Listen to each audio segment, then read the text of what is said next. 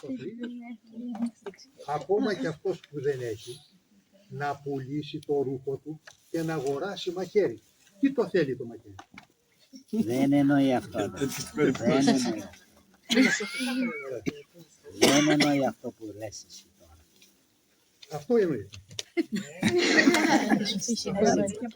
Καταλαβαίνω τι τραβάει. Κάνουμε και στον κύκλο, κάνουμε και τέτοιες συζητήσεις. Το ξέρω, φαίνεται. Αλλά άλλο λέω εγώ τι τραβάει ο καημένος. Αυτό λέω. Διότι όταν δεν υπάρχει η καλή προαίρεση για να εμβαθύνει κάποιος στα πνευματικά και βάζει μέσα τη φιλοσοφία, βάζει το νου, την εξυπνάδα, τη λογική, εκεί γίνεται έλα να δεις. Του Ευαγγελίου λόγια λένε, δεν λέμε τις Ναι, αδερφέ μου, και ο διάβολος του Ευαγγελίου τα λόγια λέει και όλες οι αιρέσεις του Ευαγγελίου τα λόγια λένε και έχουμε χιλιάδες με το Ευαγγέλιο στο χέρι. Ναι. Βρείτε έναν αιρετικό, οποιοδήποτε, θα δείτε, θα λέει ορίστε, δεν λέει αυτό. Μα και ο διάβολος δεν πείραζε το Χριστό μέσα από το Ευαγγέλιο. Είναι πώς θα το ερμηνεύσει κάποιος αυτό που διαβάζει στο Ευαγγέλιο. Γιατί και ο διάβολος όταν πείραζε τον Χριστό, μέσα από το Ευαγγέλιο τον πείραζε. Γέγραπτε. Πήδα παιδό και θα σε πιάσουν οι άγγελοι στο χέρι. Γέγραπτε. Ότι σταύρωσε τα αυτά και θα γίνουν ψωμί. Γέγραπτε. Και το γράφει. Αλλά το νόημα ποιο ήταν? Άρα πρέπει να δούμε το νόημα μέσα. Το πνευματικό νόημα. Διότι άμα εξηγήσουμε την Αγία Γραφή με τη λογική μας, θα χάσουμε την πορεία μας. Θα χάσουμε το στόχο μας. Δεν ερμηνεύεται με τη λογική η Αγία Γραφή. Η Αγία Γραφή ερμηνεύεται με το Πνεύμα το Άγιο, όπως και γράφτηκε με το Πνεύμα το Άγιο. Και για να ερμηνεύσει κάποιος την Αγία Γραφή πρέπει να έχει το Πνεύμα το Άγιο όπως το είχαν οι Άγιοι μας. Και εκεί είναι εμάς η σιγουριά. Τι λένε οι Άγιοι για αυτό το θέμα? Λένε αυτό. Ακολουθούμε χωρίς να βάζουμε εμείς τη δική μας λογική.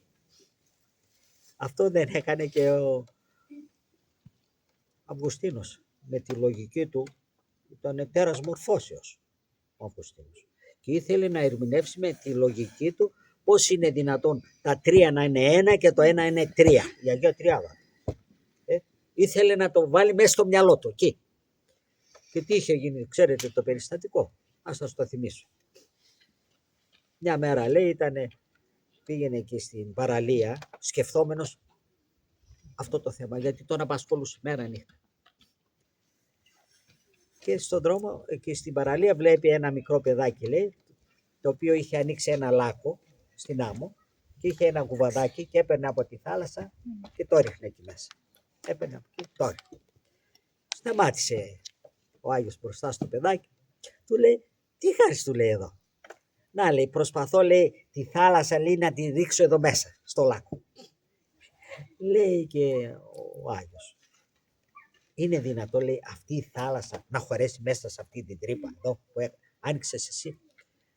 Και του λέει, αν αυτό, λέει, είναι αδύνατο όπως λες, πώς μπορεί να χωρέσει η θεότητα στο δικό σου το μυαλό μέσα εκεί? Και εξαφανίστηκε. Για να το διδάξει εκεί ότι αυτά δεν λύνονται με τη λογική, αυτά λύνονται με την πίστη και με την εμπιστοσύνη εκεί.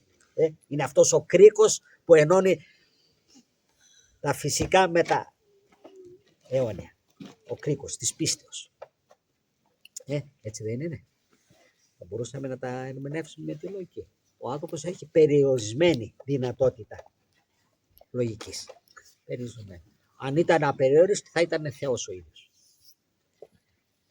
Και εμείς δεν είμαστε Θεοί.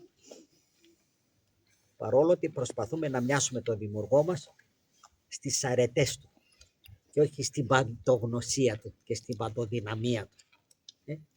Το πρότυπό μας είναι ο Χριστός, να του μοιάσουμε στις αρετές, στην ταπείνωση, στην πραότητα, στη μακροθυμία, στη χριστότητα, έτσι. Στην αγάπη και αυτές τις αρετές που είχε. Τι λέτε, θα βάλουμε έτσι ένα καινούριο στόχο, έτσι.